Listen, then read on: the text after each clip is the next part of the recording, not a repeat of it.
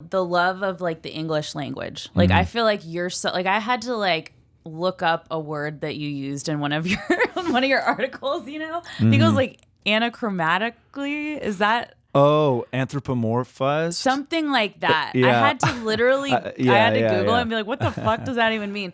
But you know, it's like you have this, I feel like a really like a gift for like knowing how to express yourself. Thank you. Which like I think in turn, you know, them asking you to do this advice column was like it's such a perfect fit.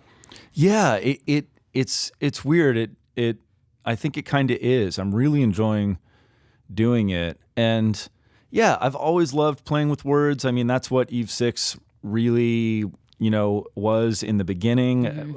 I didn't really have a conception of, I didn't really understand melody. I wasn't, you know, a proficient musician in any way, but playing with words and sort of like phonetic sounds and stuff like that made up for that other stuff and, you know, made it work. So that, I guess the words have always been sort of the primary thing for me anyway. And yeah, well, in that interview that you did, John Hinckley, you said that it's more important to get the lyrics to fit the melody and to change, you know, switch out a word or whatever instead of like forcing it to fit or work. Totally. You know, and I do feel like that really does come across in your lyrics. Yeah. You know, it's like they're very clean. Yeah. If that makes sense. Yeah, no, totally.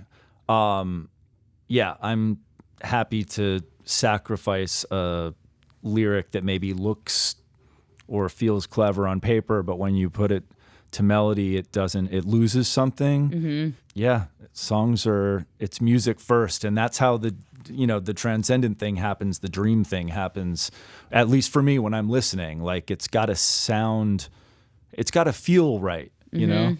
And I think sometimes people can get in their own way with trying to be too clever with lyrics. Yeah. I mean, I certainly have too, centering myself in that. It seems like today, and I've talked to Kevin Kenny about this, like our night show guy who's your friend. New stuff that's coming out, maybe with the younger generation, is like the lyrics are kind of like too on the nose, where it's like find a more creative way about saying like I'm depressed and I'm fucked up. It's like find another way, like tell a story, you know?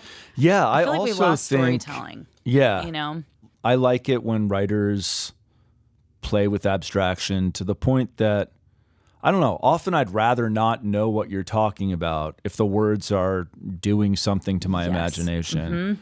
And Chris Collingwood, the singer of Fountains of Wayne, wrote an op-ed in the New York Times about this that I've sort of taken with me since I read it. And it's about the utility of confusion, like using confusion, not as a writer, not in a way where you just say whatever you want and it doesn't matter. It's got to mean something to the person who's writing it. But, you know, I think about some of my favorite songs. I have no idea what they're about. Right. And if I did know, they'd lose something. It's similar to the way a dream, when it's explained, is no longer interesting, you know?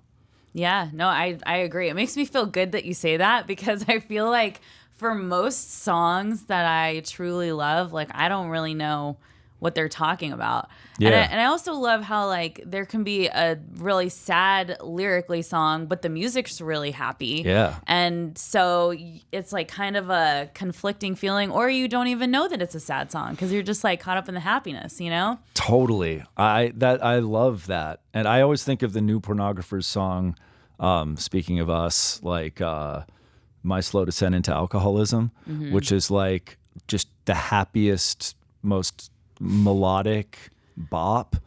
But, you know, the lyric is brutal. Yeah. You know? Yeah. It's so good. And Morrissey obviously was master of that kind of thing too. Well, I guess he kind of used like macabre. He had a very dark sense of humor that he would use in pop songs, which worked. Thanks for watching. For more 7 Words Podcast, be sure to like, subscribe, and leave a comment.